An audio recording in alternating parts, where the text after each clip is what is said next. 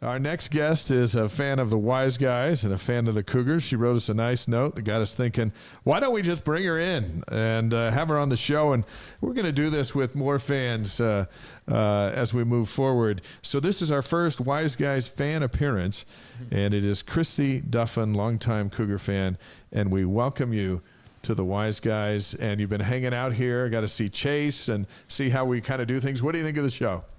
This is really cool. Thanks for the invite. Yeah, you got it. This is a show that connects BYU fans, whether it's the stream or the podcast or in person. Where did your connection with BYU begin? It began when I was born. Yeah. My dad worked for BYU for 40 years. Larry Duffin. Larry Duffin. Wow.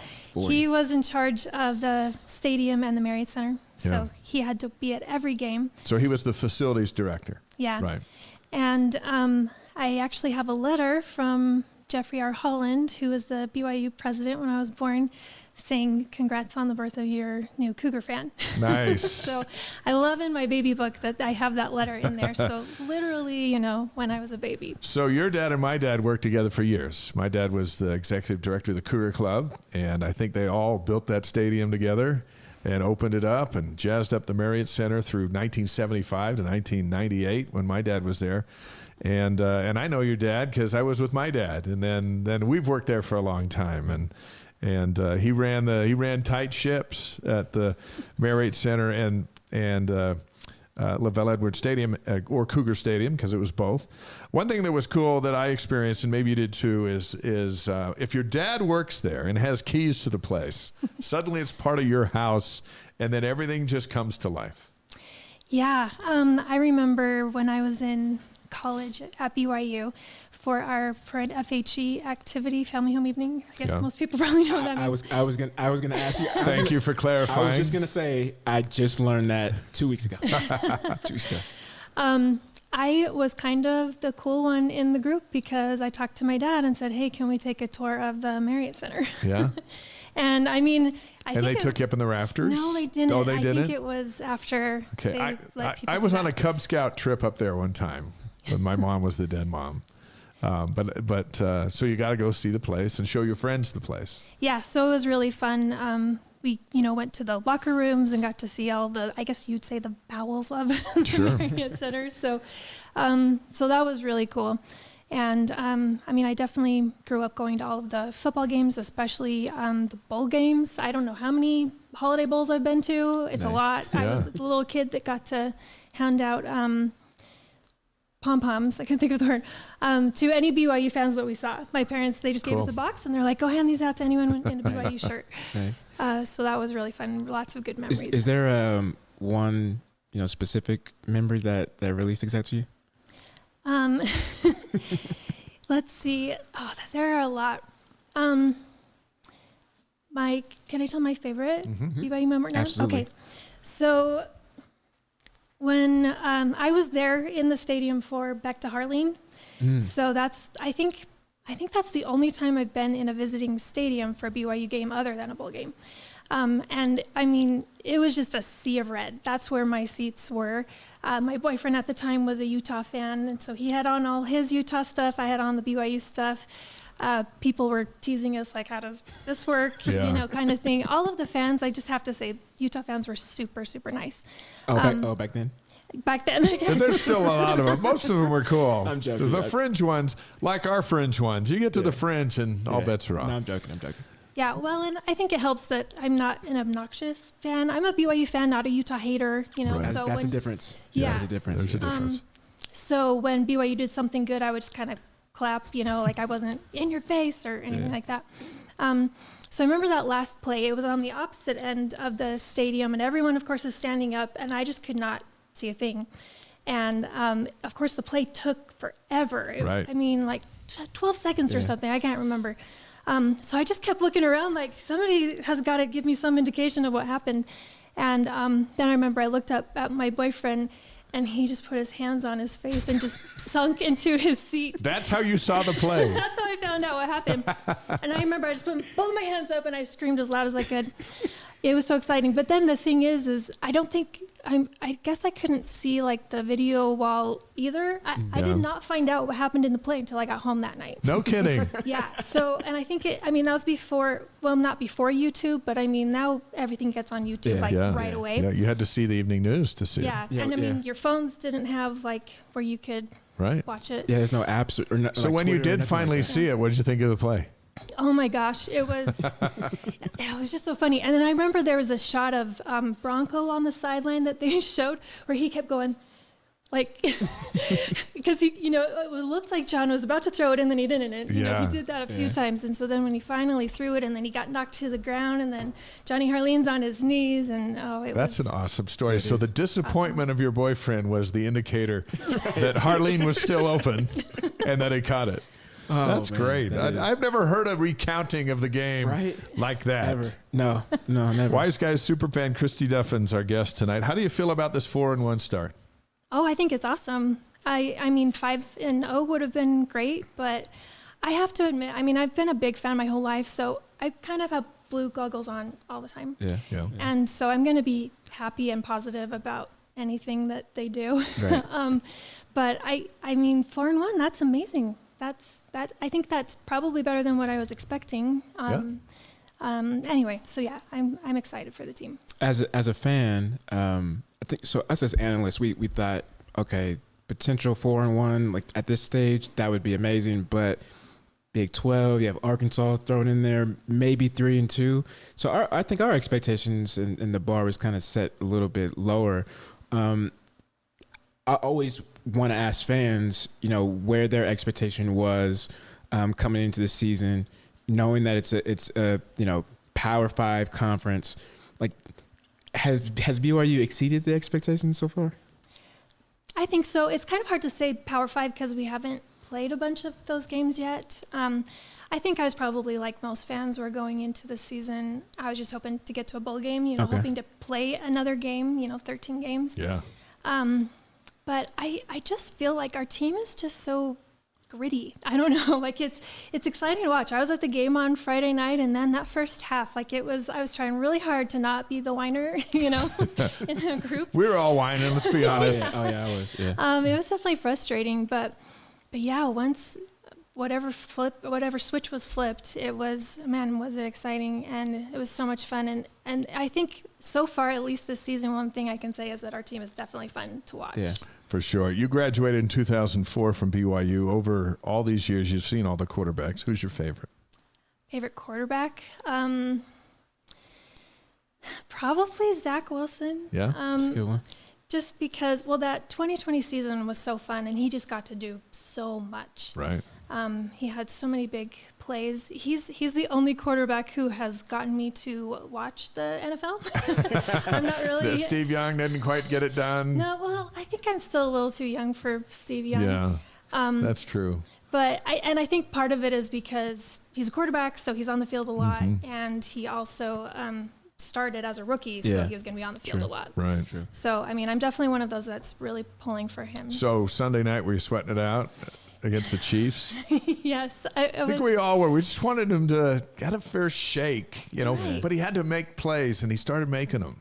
That's the only way you keep your job in the NFL. It doesn't matter how bad your line is or all the world's against you. The ones who make plays get to stay in there, and he did that.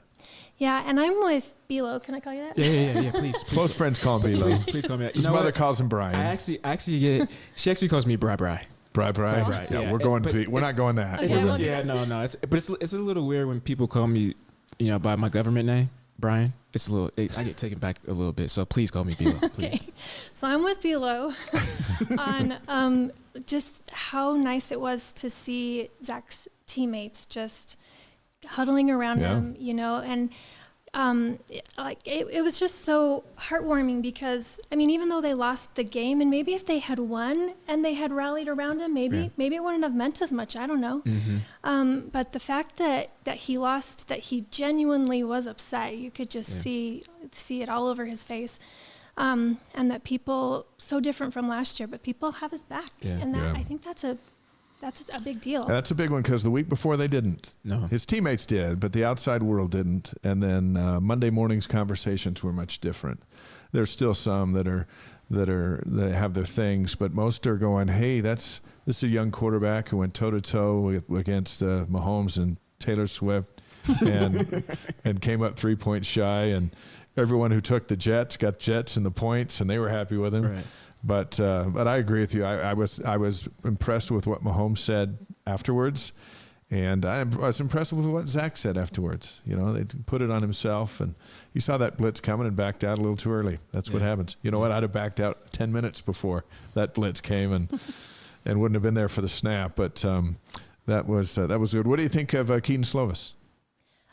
I love him. I think he's great. I mean, I've listened to a lot of interviews. As a person, he just seems like a really good person. And I mean, once he was able to just let it rip on Friday night, I mean, he was just as fun as Zach to watch, I feel like. And I know that Chase Roberts throw apparently wasn't to him, but boy, was it pretty. Oh, you know? Yeah. It was exciting. Yeah. Sent a lightning bolt through the stadium. Yeah. Mm-hmm. And that was cool. All right. You ready for 5 questions? Yeah, let's do it. Okay, Bilo. Okay. 2-minute drill. 2-minute drill.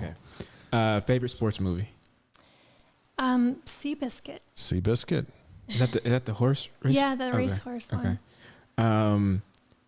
That's our first Seabiscuit, by the way. I was gonna say that. Yeah. Well, remember the Titans is a close second because it's football. Yeah. But yeah, Seabiscuit is just such a feel good. I'm about to watch that tonight. I never Yeah, seen you it. like that. It's a good one. Thank you. You're welcome. I won't be bored when I go home. Favorite singer or band? Definitely Michael Jackson. Michael Jackson. Nice, good one. Okay, favorite breakfast cereal? O's. O's? And I have a Like surprise. Cheerios? What, there's a surprise? Because I brought some. Oh, to you guys. That is also a first. No one's ever brought us O's. Well, because it seems like a lot of people don't know what it is or have never heard of it and definitely don't know. So those are O's. So these are O's. So I have another one too. Oh, thank you. I was gonna rock paper scissors you. You were going to take those O's, but I can see there's a second box, and if I'm just nice enough that they might get those. So why O's? And well, Is there a story behind them? not really. I mean, I feel like when I was little, maybe it was like a treat or something because I don't know, it wasn't like the generic brand cereal. Yeah. Okay. Because there isn't a generic of this. But Dave, I think you'll like it because I think the texture's kind of like Captain Crunch. Kind of like Captain Crunch? So you'll have Well, to then let us know. it's right down my alley. All right, O's. Okay. Okay. Favorite ice cream? I can't wait to see if you brought ice cream out of that thing. That'd be magic. Is it okay if I don't say something from the BYU Creamery? Yeah. Ice cream knows no bounds. Okay. So to be honest, I'm not a huge ice cream person, but my favorite is definitely from Cold Stone, the cake batter ice cream. Cake batter. Okay. I could definitely make myself sick on that. Cake batter ice cream from Cold That Stone. sounds good. Yeah. Okay, now I know the answer to this one. I have a feeling I have the answer to this one, Bilo. Favorite BYU memory? So yeah, that's back to Harleen. Yeah. But I do have to say I was at the Cotton Bowl, and that whole game was also just. I mean, there was way too much purple there, but that was a really exciting game. Now, what about your Lavelle memory, which could also qualify for this? And the only reason I know this is because I read your letter. Yeah. So when I was a teenager, I want to say I was probably about 14 or so. I was working at Stadium of Fire. So before the game, we would like sell the stadium chairs to people, rent them out, and then during the game, once it got dark outside, everyone gets like the glow necklaces, glow bracelets, that sort of thing. So I was one of the people who was selling it to people. But being 14. I was pretty timid, not being a salesperson at Typical all. 14-year-old. Yeah, it was an awkward thing for me to do. At first, it wasn't too bad because I had, hundreds of them, so it was pretty obvious that I was selling them. Mm-hmm. But then I got down to just the last few, and they said don't come back till they're all gone. And so I was honestly just standing there really, really awkwardly, just kind of looking around. And, by then the main act, I can't remember who it was, had started. So I'm not going to like go up and down the Right. aisle, like saying, hey, get your glow necklaces. So it was really embarrassing and awkward. And then I hear someone say, hey, in my direction. And I turned around and saw Lavelle sitting there with his family. And, of course, I knew exactly who he was. Right. And I went over there, and he he called me over, and he bought the rest of my Bought them all. necklaces. Wow. And it's been 25 plus years, and I still remember that. That's classic. And in a stadium of probably like 50,000 people, he noticed one person who was having a real hard time, and did something about it. And especially having someone like Lavelle do that. That's Lavelle. That's That's why he's such a Lavelle story. That's Right. why he's a legend. Yeah. Yeah, and I love that, he was special, and he was here for 29 years as the head coach. He made BYU special. All of the people he influenced down the line, of course we have Kalani, Andy Reid. I think my favorite thing about BYU is just that so much emphasis is put on being good people. It's great to be a good athlete, and we want that. You have to win. That's why we're watching. Right. But there's just so much. Kalani talks about it all the time. Doing things the right way.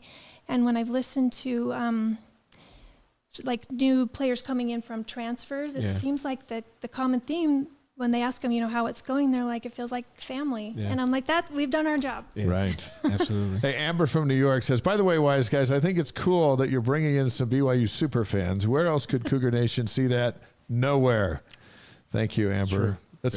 That's what we do here on the Wise Guys. Thank you so much for coming. Yeah. Thank And you got a for chance to those. meet Chase. Yeah. And kind of see how it goes. So now, for whenever you watch Wise Guys, you'll go, hey, I know exactly like that. I know where it is. Right. I know what it's like. Yeah. And we're glad that you'd come in. You're welcome. Thanks for inviting me. This has been Christy, fun. Duffin, we'll see you at the Texas Tech game on the 21st. Yep. Sounds good. All right. Thank you so much. Thanks, Christy. Superfan Christy Duffin, and again, I know her dad and great BYU family and great BYU fans. Hey, by the way, those aren't both your boxes of O's. Just want you to, before you start packing things up over there, I want to see that. One box has already disappeared. What are you doing with that box? I didn't think he was going to notice. I was like, okay, he's reading right now. Thanks, Christy. Go ahead and